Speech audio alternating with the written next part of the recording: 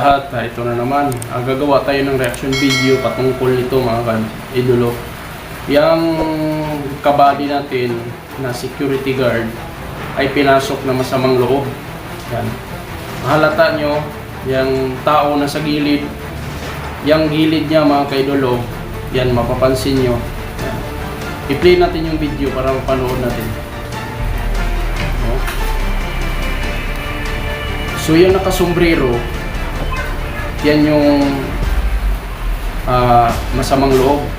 Dalawa yan sila. Dalawa to sila eh. Kung anong ginawa ni Buddy, kung tama o mali ba yung ginawa niya.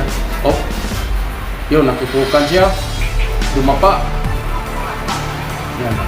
Imbis lumaban, dumapa, no? Yung isang hold-upper pumasok na sa loob, no? Yan, makikita nyo. Tumalon. Oh, kuha na. Ano, umalis na. Umalis.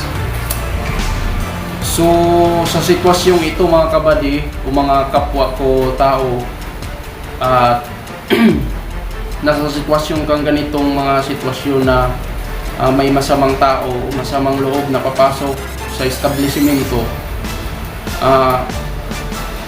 tama yung ginawa ni Buddy natin na dumapa at hindi lumaban. Kasi pag lumaban siya, kahit gaano kakagaling o kaano kakagaling sa martial art o may alam ka sa kamay, hindi ka pa rin manalo. Bakit?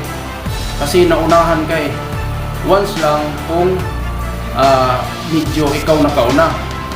So yung iba naiposto sa FB, yung iba sinabi dapat daw magkaroon ng pag-aaral ng martial art yung mga gwardiya. So kahit anong gagawin mong martial art dyan, kung ikaw yung nasa sitwasyon dyan, hindi ka na makagalaw. Ganito, katulad nito ni Buddy, dumapa na siya, kahit sino man na tao, yan yung gagawin natin. So ito, katulad ko na gwardiya, kailangan nating siguraduhin na ligtas tayo o ligtas ang ating buhay. Bakit? Kasi walang mabibiling buhay sa palengke. At saka, kawawa yung maiwanan natin. Kung magkabayani ka, ngayon, mailagay ka sa piso. Alam mo yung piso? Yung bayani na ilagay sa piso. Yan, nagpakabayani siya. So, yan. So, ito, katulad naming gwardiya, minimum lang yung sahod at makukuha sa pamilya, hindi sapat. Yun, tama yung ginawa mo, Buddy. Saludo ako sa iyo dahil nga ginawa mo yung talagang nararapat, dahil ang baba lang yung insurance natin para sa buhay natin. So, kawawa yung maiwan, yung pamilya kawawa. Kaya tama lang na dumapa ka at saka yan, halimbawa ito, ang kuha nito, ang lapses nito sa company, isa lang yung gwardiya. Walang gwardiya doon sa labas. Diba? Napapansin nyo? Walang gwardiya nag-check ng mga gamit para sa ganun, masecure yung area. Pagdating ng sa loob, clear na. Nakapa na yung kuhan. Kung mayroon namang nag-hold up, ma-warning yung lahat ng tao.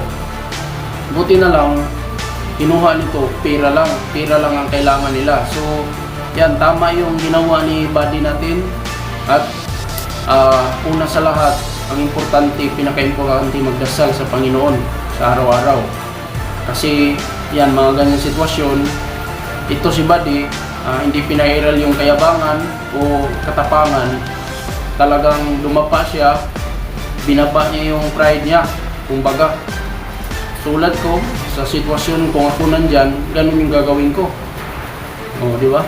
Para secure ang ating buhay, kasi siyempre nag-iisa lang to. Walang hindi mabibili sa palengke ang ating buhay. Ngayon, swerte sa kumpare sa naiwan mo. Kaya, kung ano yung komento nyo about dito sa video, paki-comment kung ano yung talagang dapat gawin at hindi, di ba? At maraming salamat at magandang gabi sa ating lahat.